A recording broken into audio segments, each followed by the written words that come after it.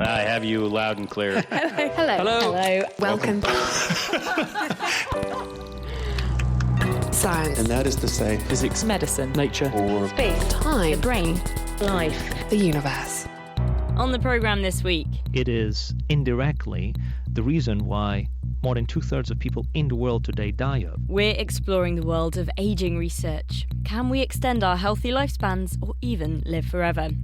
I'm Georgia Mills and this is The Naked Scientists. The Naked Scientists podcast is powered by ukfast.co.uk.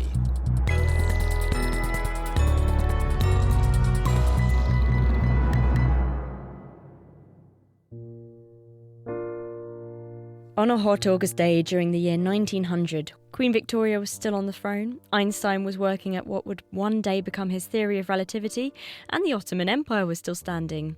And also a baby was born on an island in Japan. And what makes Nabi Tajima especially unusual is that she is still alive today. At the age of 117, with over 160 descendants, she is the last survivor to see the 19th century, and just one of a few supercentenarians to make it over 110 years old. But many of us won't be so lucky, with age-related decline in disease coming for us a bit earlier. So this week I'm exploring the science of ageing. Why does it happen? What can we do to stay young? And why are some people looking to purchase young blood? But first, is your age as simple as the number of candles on your birthday cake? So when we think of aging, we usually talk about chronological age, the time that has passed since our birth. But all of us have seen or know people that appear much older or much younger than their chronological age. This is because their organism is actually healthier, younger, or sicker, older, than other people of their chronological age.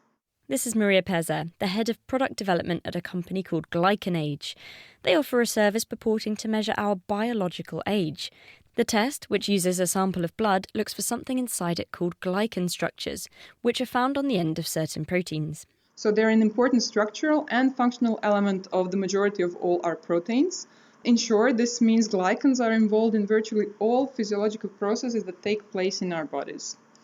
Unlike proteins, the structures of glycans are not hardwired in our DNA. This means that they do not have a genetic template, but they can include not just what we inherit, but are crucially affected by all that we have done in our lives. So they're basically impacted by a variety of biological and environmental factors. Okay, and how do we know they're these indicators of what's going on inside us? Where does the evidence for this come from?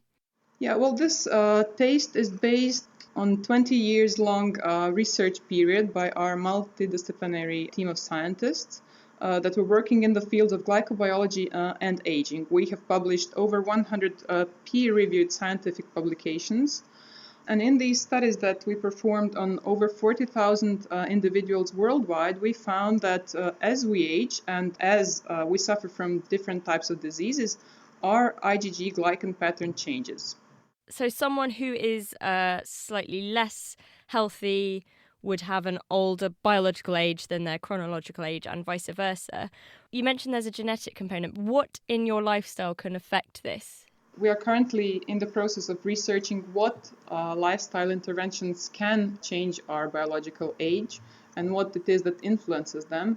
And we have some hints that basically all the factors that we know are necessary for a healthy lifestyle are involved in this 50% component that comes from the environment. This means healthy eating, healthy sleep habits, stressful or stressless environment, exercise, not drinking alcohol, not smoking.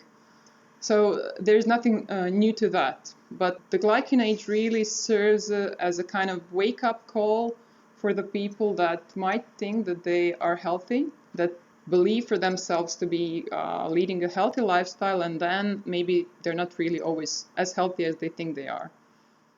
I got my GlycanAge tested. I sent off some blood a couple of weeks ago, and I believe you have the results. So I guess give it to me straight, Doc. Okay. Are you sitting? Yes, I'm sitting down. Uh-oh. So, Georgia, your GlycanAge result is 38.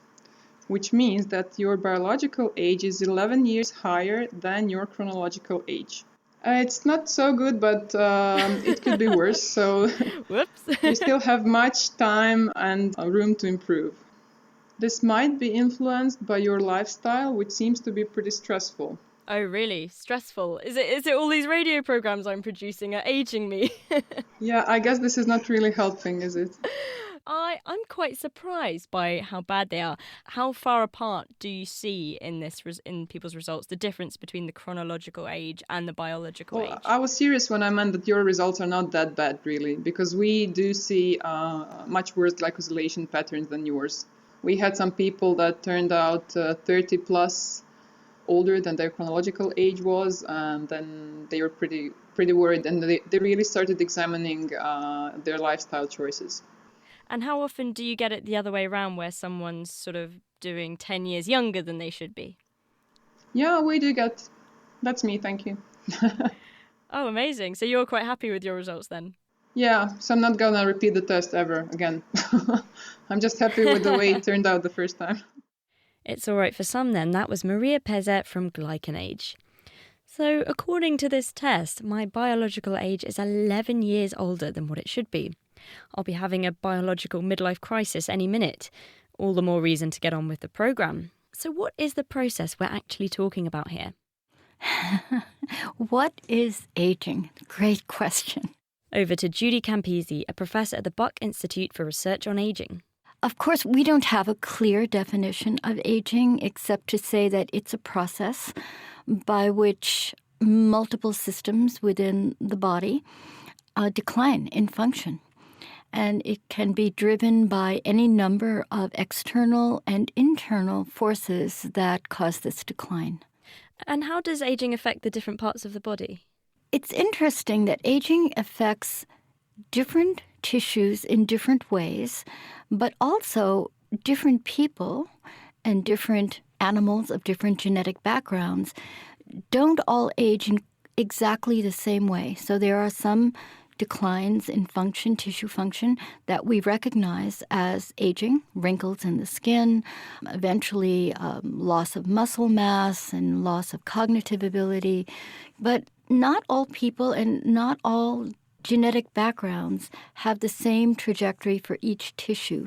What is going on then inside us, I guess on a cellular basis, to cause this gradual decline? The short answer is we don't know.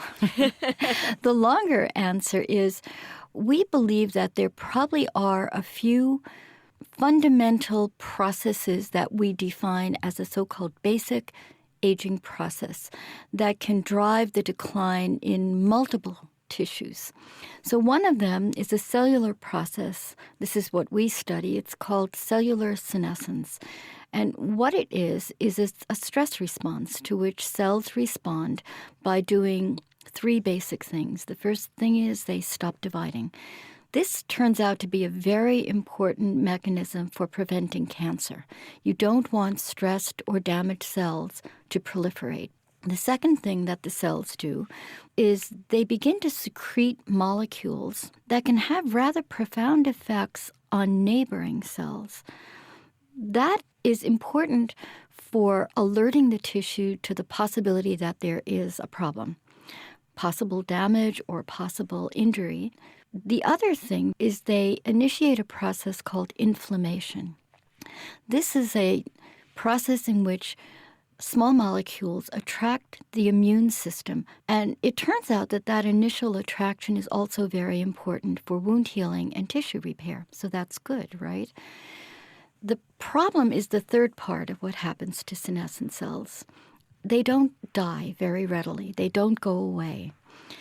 And so now the system becomes chronic.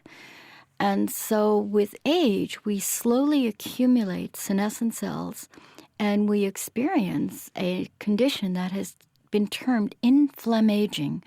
And what it is low-level chronic inflammation. And virtually every major age-related disease has as either its cause or as a major contributor this process of chronic inflammation. So we believe now that the process of senescence, which evolved for the good purpose of preventing cancer and promoting tissue repair, can become what we term maladaptive. That is, it no longer serves us the good purposes as we age and then begin to drive those aging pathologies.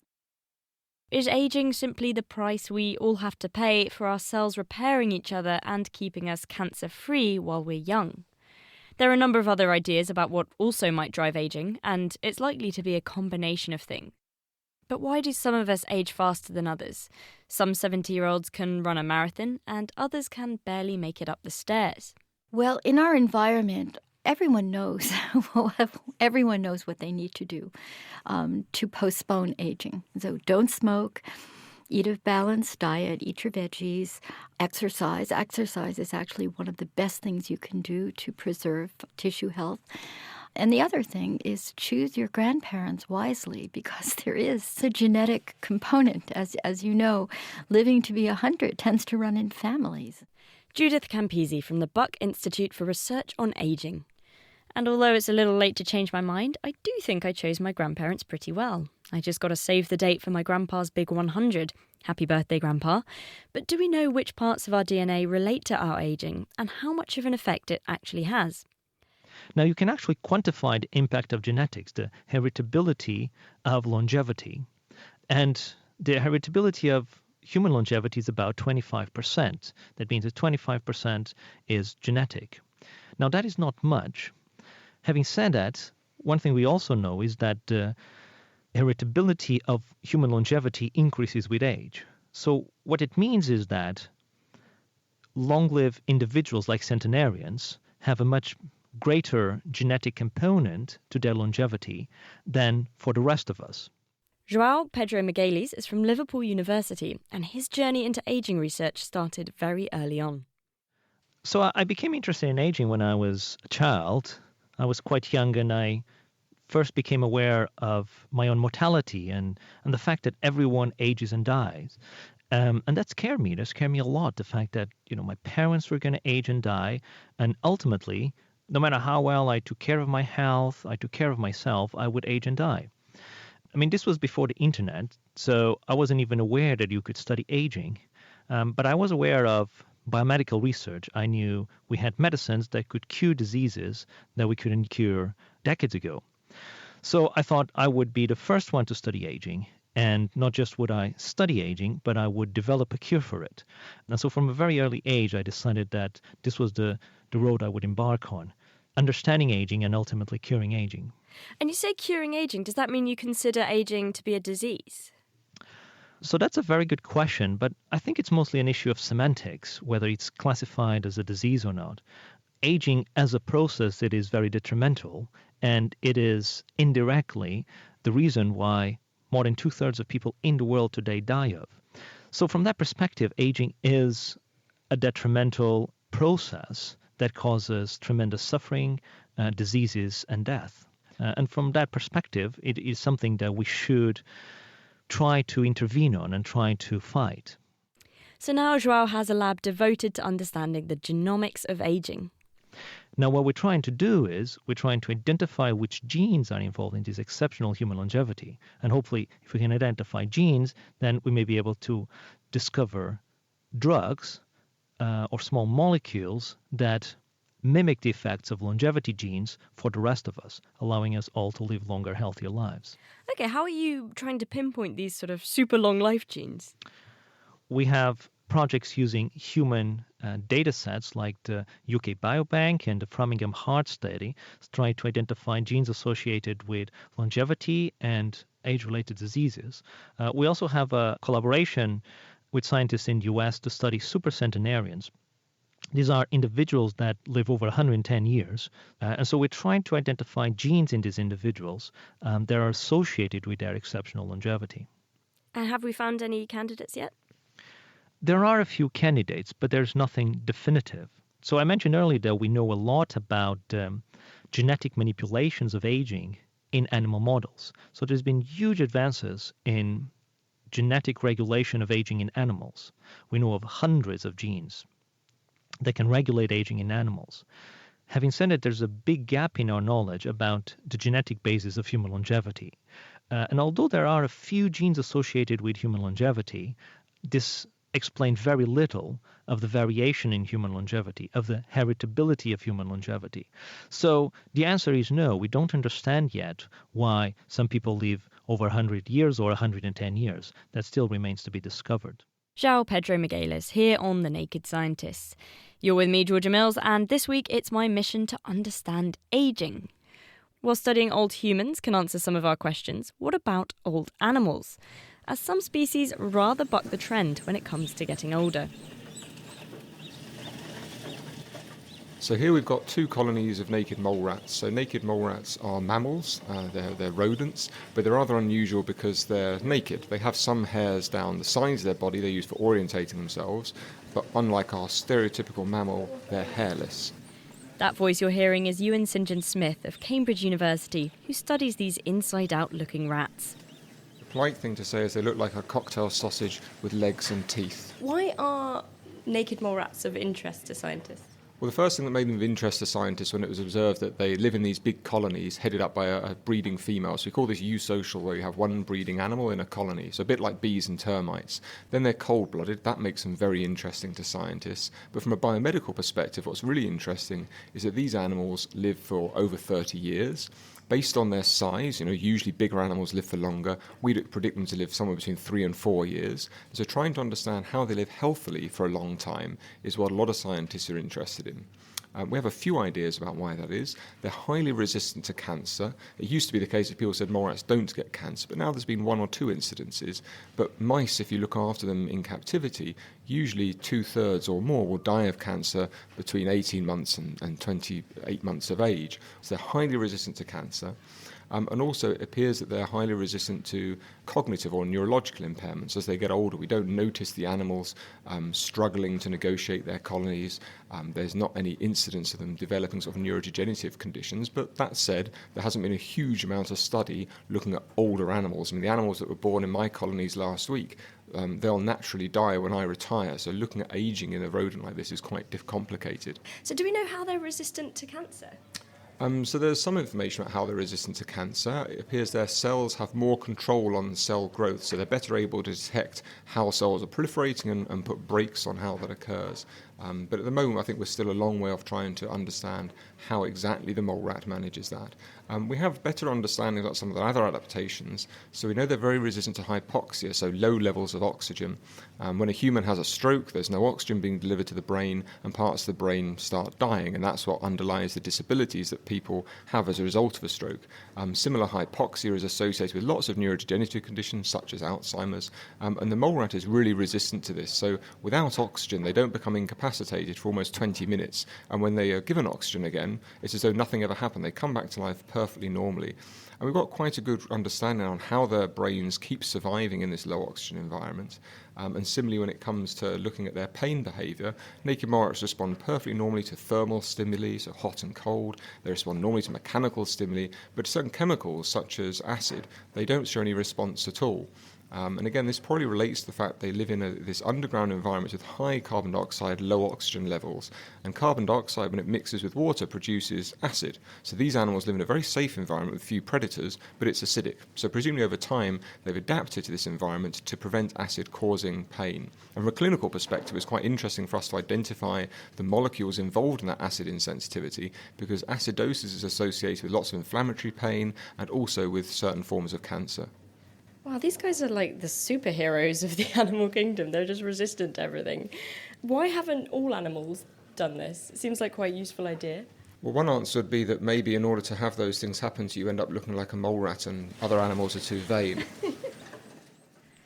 These mole rats indicate cancer resistance could be an important factor in fighting ageing, but they still do get old and eventually die.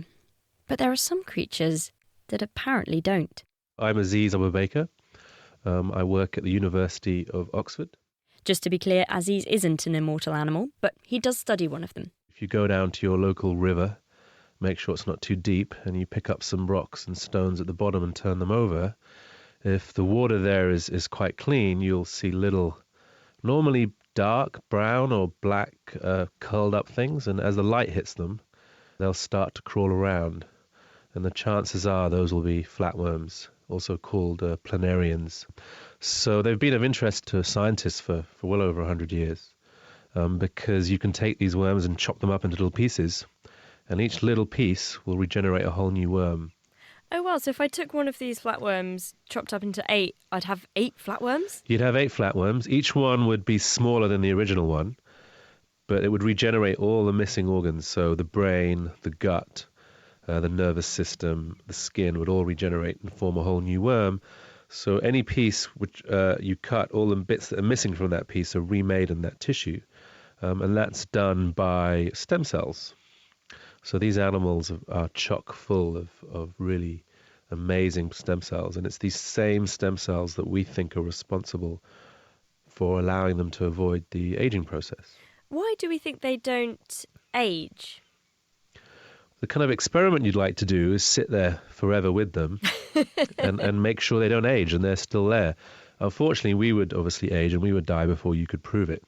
But there's actually a very strong evolutionary argument as to why we think they're immortal. And the reason for that is some species of these worms are entirely asexual, and they only reproduce by splitting in half. So that means they actually split somewhere down the middle and the two halves regenerate the missing bits. And because that's how they reproduce, that means that the cells in there, the somatic cells, must be immortal. So most animals, like us, reproduce sexually. So we use germ cells, sperms and egg. And so the species continues through this process of sexual reproduction. But these animals have done away with that. They just have adult animals that split in half. So for the species to persist, they therefore must be immortal. So we're looking at things that people theorize or know cause aging in other animals and seeing how the stem cells in these animals have adjusted to cope with that. And so we're starting to find really exciting examples of how they've done that. Some of them are just quite simple innovations that mean a particular problem is dealt with. Others look like they're going to be much more complicated and take a lot more time to try and understand. Oh, right. Can you give me a couple of examples? Okay, so a simple example, sort of we think about humans. As we get older, the risk that we'll get cancer increases. In a planarian that's highly regenerative, here's an animal that's full of stem cells, but it can regenerate. So one stem cell gets transformed and divides out of control, and that's really bad, obviously, for the animal, because this cell dividing out of control is going to make a clone of cells that grow and cause damage somewhere. But in these animals that are highly regenerative, that damage gets quickly recognized, and the other stem cells, which are normal, will respond and repair the damage. So in that sense, for example, these animals avoid the effects of age to do with cancer or transform stem cells that have gone rogue, by being able to repair the damage very efficiently, which obviously we and other mammals tend not to be able to do. Another example I can give you is the example of telomerase. So telomerase is an enzyme that is involved in lengthening the ends of our chromosomes. So because of the mechanism cells use to replicate their DNA, every round of cell division, it turns out, the ends of chromosomes get a little bit shorter and shorter and shorter, and that actually causes a problem eventually, such that after many divisions, unless you do something, the ends of chromosomes get so short that the cell has to stop dividing. Otherwise, it becomes unsafe. You start to get instability, and you can cause mutations. And this enzyme telomerase is actually responsible for adding back the ends of chromosomes, adding these repeat units called telomeres to the ends of chromosomes to undo this effect that happens during cell division. So this problem, called the end replication problem, the stem cells in the planarians must have found a way to deal with this. So a very simple hypothesis would be that they're able just to switch on telomerase, this enzyme, whenever they need it. And of course, that turns out to be what they do. So when they regenerate and when the stem cells proliferate, they just are able to switch on telomerase and add repeats back to make up for the fact there's been lots of cell division. So you might ask the question, well, why don't our cells do that? Well, it comes back again to cancer, actually. So it turns out that the end replication problem in mammals and in humans is used as a way to stop cancers forming. So if you imagine a stem cell goes rogue and out of control, it's going to get shorter and shorter chromosome ends. And so if it's cycling out of control and the chromosome ends get to critical length, that's a way of shutting down proliferation. So it's a protection mechanism actually against cancer. And so in that scenario, you don't want telomerase switching back on, because you want to keep the stem cells that are rogue shut down. But as I mentioned earlier, of course, planarians have a way to deal with that, another way, the ability to regenerate, to deal with that. So they don't have to worry about that. They can just switch telomerase back on when they need it. Aziz Abu Baker from Oxford University on the immortal planarians. So what we were trying to do with this paper is to demonstrate the ability to type using brain signals, anywhere between approximately 4 and approximately 8 words per minute, a factor of between 2 and 4 faster than what's been demonstrated before. Each month, the eLife podcast talks to some of the world's best scientists. Join me, Chris Smith, as I hear about breathtaking discoveries hot off the press. Find the eLife podcast on iTunes or listen and download for free from nakedscientist.com/elife.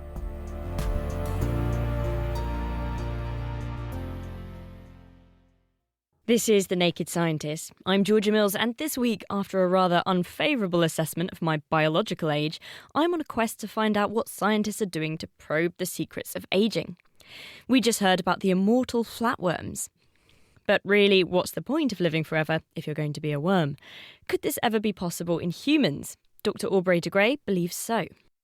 Absolutely. There's absolutely no reason why. If you look at 100-year-old cars today, the people who built those cars 100 years ago would be pretty astonished that any of the cars that they built 100 years ago were still working in 2017.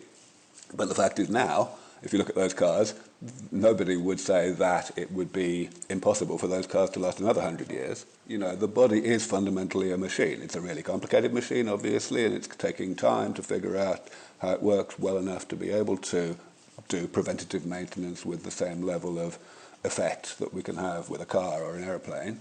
But the fact is, it's just kind of incoherent, non-scientific, magical thinking to suggest that there would be something there that we inherently couldn't fix. Aubrey de Grey is Chief Science Officer of SENS Research Foundation, a biomedical research charity based in California, which aims to reduce the damage of ageing and allow people to live longer. The body does a lot of different types of damage to itself throughout life as kind of side effects of the way the body normally works.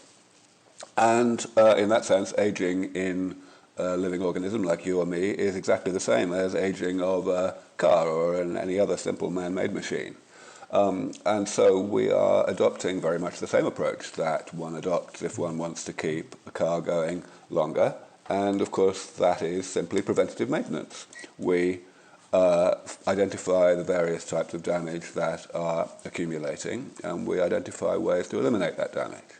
So in the case of the human body, there are 7 major categories of damage, things that have many examples within each category, but the classification is useful because for each category there is a generic approach to repairing or eliminating that damage.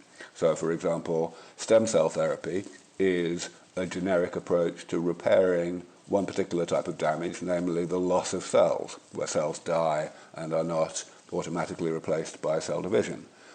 Stem cell therapy involves pre-programming cells into a state where you can inject them into the body and they know what to do. They divide and transform themselves into replacements for the cells that the body is not replacing on its own.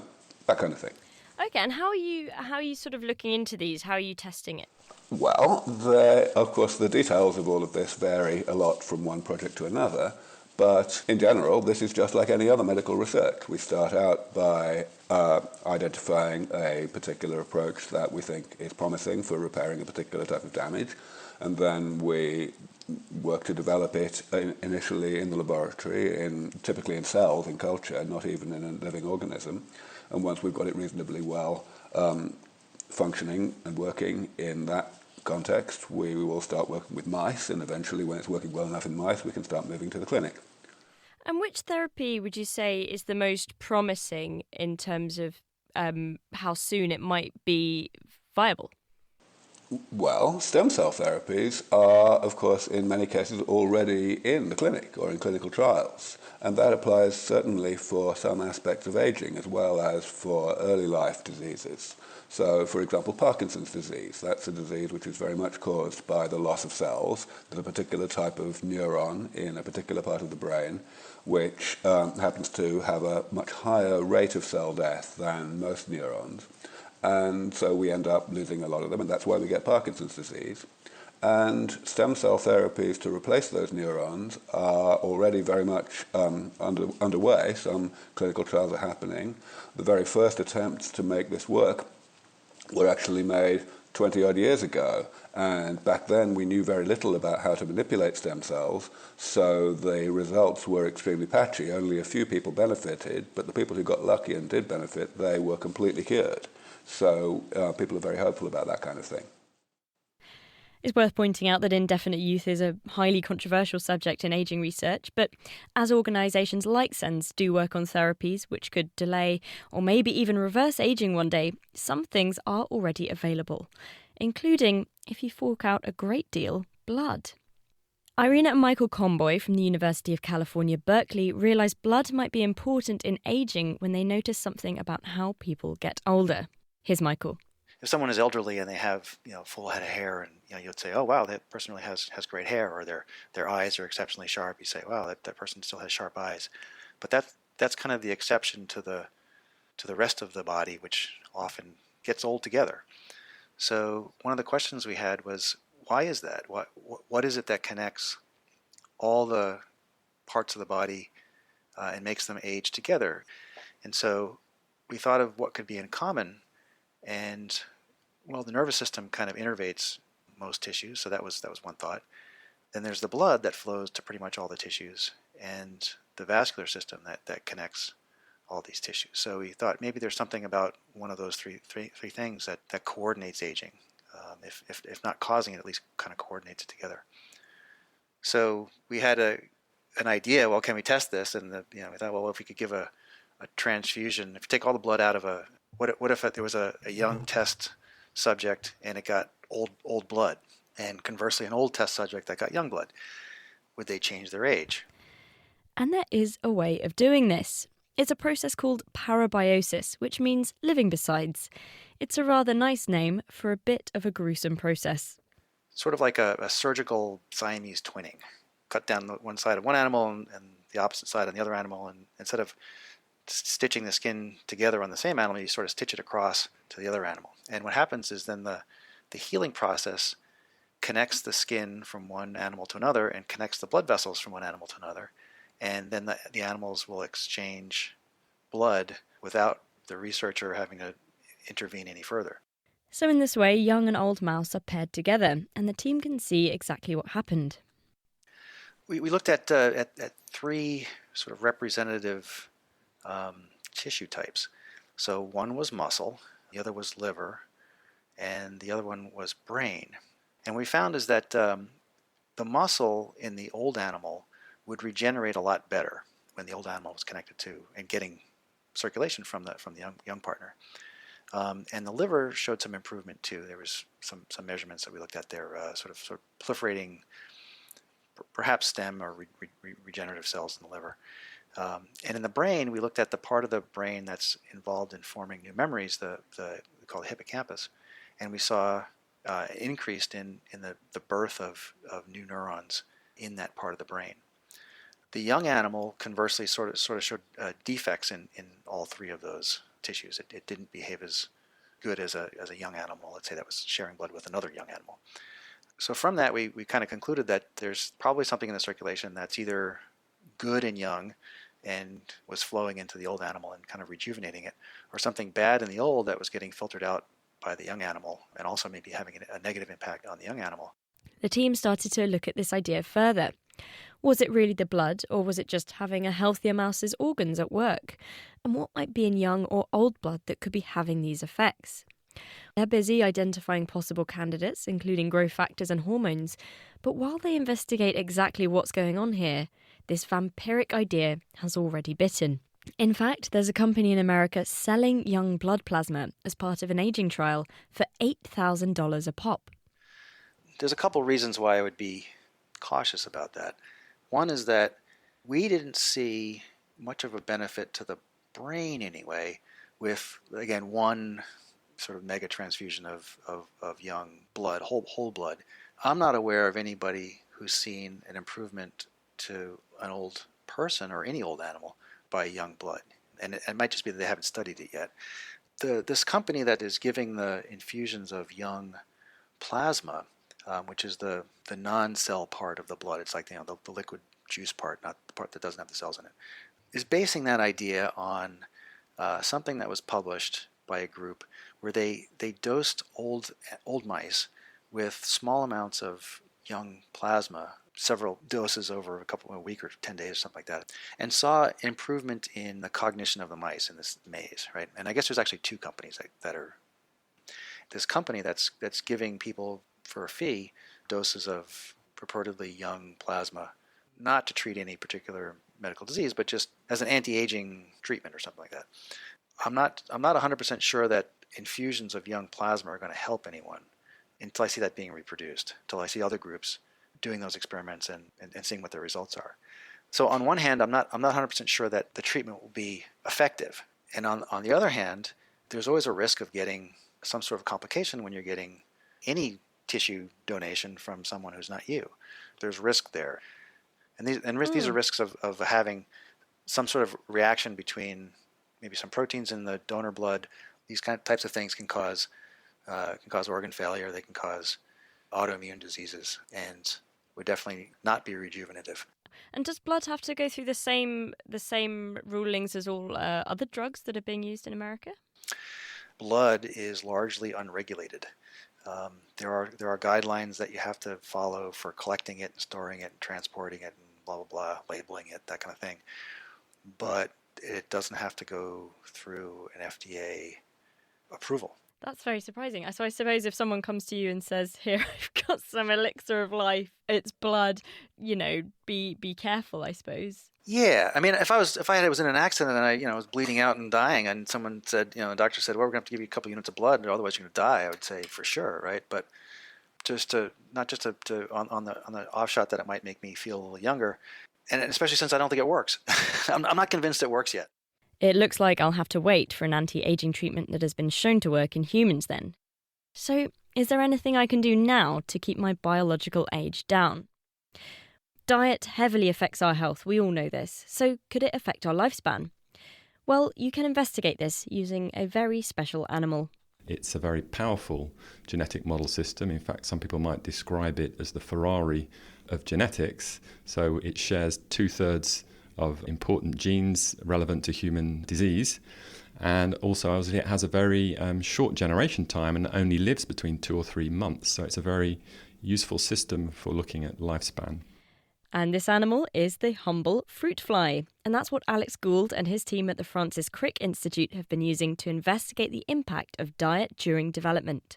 Yes, so I should say really that the inspiration for doing this work came from quite a lot of human epidemiological data and also studies done in rodents, which show that the nutrition in early life has a very long-term influence in the aging process and ultimately in the regulation of lifespan. In general, research is pretty clear. Not enough food when you're developing can be really bad news for your health and your lifespan. But a reduction in just some types of food has an interesting result. Work in rodents suggests that a degree of protein restriction, so a moderate to low protein diet during the lactation period, can actually produce a slightly longer lifespan than a control diet. So it may not all be bad news, and it's a question about finding the right kinds of dietary regime and the time during development which the growing animal is exposed to this. Alex and his team put flies in their early stages of development, their larval phase, on a low-protein diet. And then when they were adults, they took them off. And this, it turns out, dramatically affected their lifespan.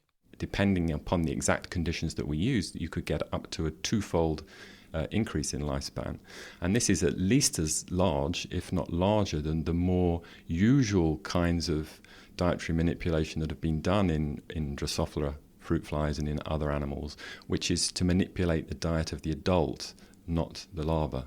So if you manipulate the diet of the adult, and this is called dietary restriction or DR, then you can substantially increase the lifespan as well. But the sort of new angle here was that we found that by manipulating the very early diet during development, we could have at least as profound an effect on lifespan. We don't fully understand how this long-term mechanism worked.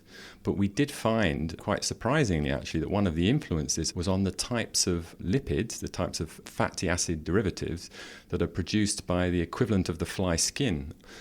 And so it turns out that actually on a low yeast diet, these animals produce less of these lipids, and that these lipids at high concentrations can actually prove to be toxic, and they can decrease the lifespan of flies. And these toxic lipids not only shorten the lifespan of the fly that produced the lipids, but because they shed them into the environment, they can actually shorten the lifespan of neighboring flies. So one fly can influence the longevity of another fly. And so, of course, this is all research in using this model fruit fly, and the relevance of this to other organisms such as mammals are not yet clear. But there are some intriguing aspects of similarity. So one of these is the fact that our own skin, of course, produces these similar kinds of lipids to the ones produced by the fruit flies. And these have beneficial function to prevent us from drying out. But also, as in fruit flies, some of these lipids can be toxic. So we'll have to wait and find out if there's any relevance to us humans. Seeing as I'm not a fruit fly, and equally not in my larval stage, do we know anything about adult diets and ageing? One diet that has attracted a lot of attention recently is the idea of caloric restriction. Caloric restriction can be defined in various ways by various different people, but roughly speaking, it's something like a reduction in between 20 and 40% in the number of calories. And this has been shown to produce various kinds of health benefits in a number of model organisms. But I think it's fair to say that it's not really clear what the effects of this would be upon longevity in humans. And one of the rather obvious reasons why this is the case is it's actually very difficult to persuade people to eat a substantially reduced number of calories for long enough to actually assess effects on something like lifespan.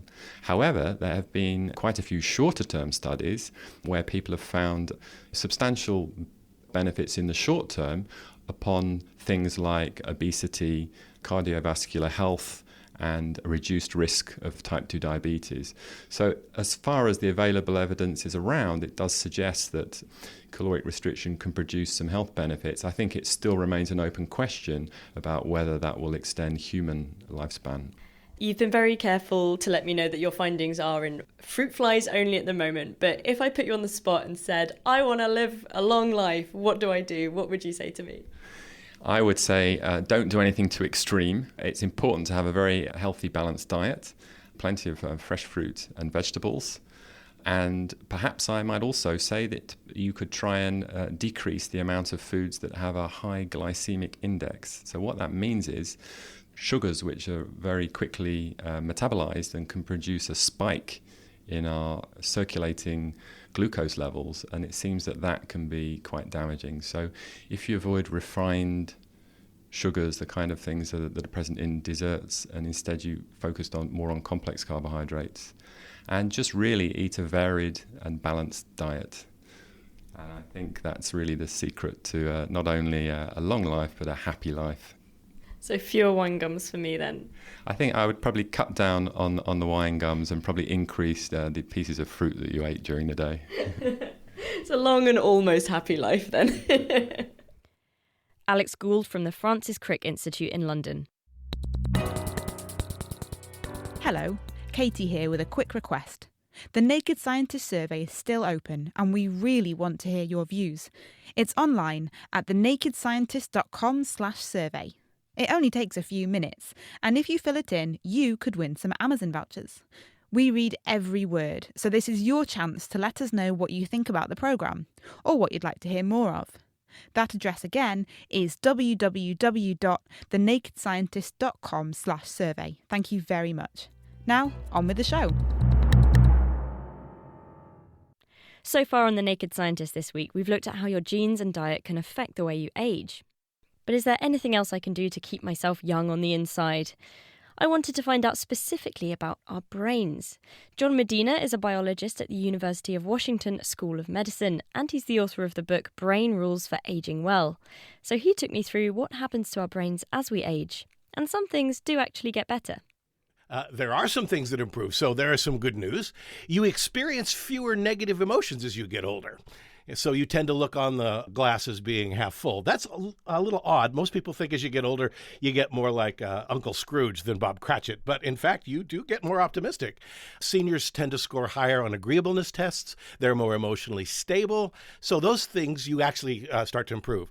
Some things that actually stay the same is your access to your vocabulary, what we call semantic memory, which is memory for things, and procedural memory. This is your ability to remember how, when you get into a car, to drive a stick shift. So there's a motor memory involved with that. So that tends to stay the same. But it's not all sunshine and roses. Your working memory begins to fail. That's what we used to call short-term memory. So your ability to hold something in your head for a period of time begins to erode. This may have happened to you, Georgia, where you are walking down to the basement to fetch something, and as soon as you get down there, you completely forget why you went down there. Well, that is in part a failure of working memory, so that erodes. Another memory gadget that erodes is what we call episodic memory. Episodic memory is the ability to remember an episode. So that usually means there's a person. If it's you, it's autobiographical memory. And another one is the tip of the tongue problem. That's what we call it. Its formal term is phonological access. That gets worse as you get older. So there's memory issues that begin to fail as you age. One of the things that is part of the bad news is a gadget we call executive function.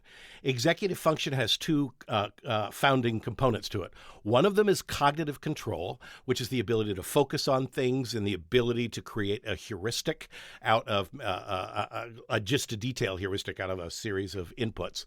And executive function does begin to erode when you get older, so there's forms of that as well, which is why what's so interesting, we should probably get to the good news pretty soon. Otherwise, this will just be one depressing interview, Georgia. Good point. So on that note, John, how do we keep our brains healthy? Take it away. Here's a really good way to improve executive function. Exercise. Aerobic exercise. Even if you just have to get splashed into a pool and wiggle around for a while, the fact that you're doing aerobic exercise, even moderate aerobic exercise, you need about 150 minutes in a 7-day period, is both necessary and sufficient to improve executive function in older populations. Another one, interestingly enough, is dancing. In fact, when I was busy writing this book, Georgia, I began thinking, is there any combination of behaviors that you could do all at once? And if you are at all ambulatory and can go dancing, those seniors, and this was done with randomized blinded tests, their posture and balance improved by 25%, and they reduced the number of falls by 37% just by getting out there on the dance floor. You can also improve certain types of executive function with dancing, and the interesting part of dancing is that it does something that is absolutely magical. You can show that if you reinstitute physical, non-exploitive touch in a senior, you begin to have lots of cognitive things go back online, including parts of executive function. Oh, right. So have you taken up salsa dancing since you wrote this book then? Oh, man, I'm going to. I'm a horrible dancer. In fact, the only thing I've ever done my entire life is just wiggle in front of somebody. Dancing, or even light wiggling, check. What's next? Remember I talked to you about the fact that episodic memory also declines with age. This is a memory for episodes, so characters that are interacting through time. That actually declines with age fairly substantially. But there is a way to improve episodic memory specifically that has been tested in randomized blinded trials. You need to regularly get into arguments with people who don't agree with you. As long as you guys can remain friends, one of the best ways to improve episodic memory is to argue with somebody in such fashion that it forces you to get on your game. The more intellectually vital you become, the more powerful your arguments are, and the friendlier they are in good discussions, you can actually use that to improve episodic memory. One of the best things I think you could do in the UK is to have friends at a dinner table, one who believes that Brexit's the best thing that ever happened, and one who believes that Brexit is next to the apocalypse, and have them go at it.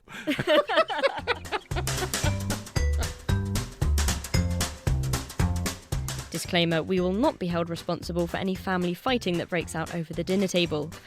Now, what about brain training? I'm hopefully a nice guy, but I'm a pretty grumpy scientist, and I have a really low tolerance for uncontrolled or uncontrollable variables. And one that really got under my craw was when I would hear these advertisements that seniors who do Sudoku are going to have wildly better brains. Seniors that do crossword puzzles are going to have wildly better processing speeds. I mean, there's a lot of claims that have been made. When you dig into that literature, the only thing that you find is that Sudoku increases your ability to do well on Sudoku. It's what we call near transfer effects. But when you ask the question, does doing Sudoku or doing crossword puzzles translate into other cognitive components that have nothing to do with Sudoku, like does it improve your memory or does it change processing speed unrelated to numbers? The answer is no. What you really want is that you want to be able to play a game and then have it improve your memory so that when you're doing other activities, those activities improve also. That would be the gold standard for FAR transfer effects. Now, here's something that's interesting. There are some things that do FAR transfer effects, and they're video games. And one of the reasons why in the chapters, one of the most delightful chapters I wrote in it, I was a graphics artist and an animator before I was a scientist, and so I have a love affair with all things animated and even digital. This was the first and only time I have ever seen a video game, literally, Georgia, on the cover of Nature. And I thought to myself, oh my gosh, there's a brain scan there. And I thought, John Maddox, the former editor of Nature, is probably rolling over in his grave. But here it was, a video game on the cover of Nature. And the reason why it's there is that it was the first exercise that has been shown to have FAR transfer effects in seniors. Executive function is what was measured. Remember, that's that cognitive control and emotional regulation, ability to shift attentional states. What they did is that they got a bunch of 73-year-olds who played the thing for a month. And then they looked at, it's a psychometric test called working memory with distraction. So it's an ability to look at short-term memory and distractibility. What they showed is that those seniors, those 73-year-olds who played that video game got what you would call a plus 100 on the score, and without the training, the controls that didn't have exposure to the NeuroRacer video game got a minus 100. And here's the big deal. So that's a FAR transfer effect, because this video game is not testing. That video game, you're just playing a video game, and yet it has effects in other cognitive domains. The reason why it got on the cover of Nature, I'm convinced, is that those boosts were still stable 6 months later. No kidding. Oh, wow. It's a long time. And they weren't playing for those 6 months? Yeah, that's right. Yeah, they pulled out. They only played it for 1 month and were still able to show. So there are things that seniors can do. I'm convinced that the nursing home of the future is going to have a whole room devoted to video games of this caliber.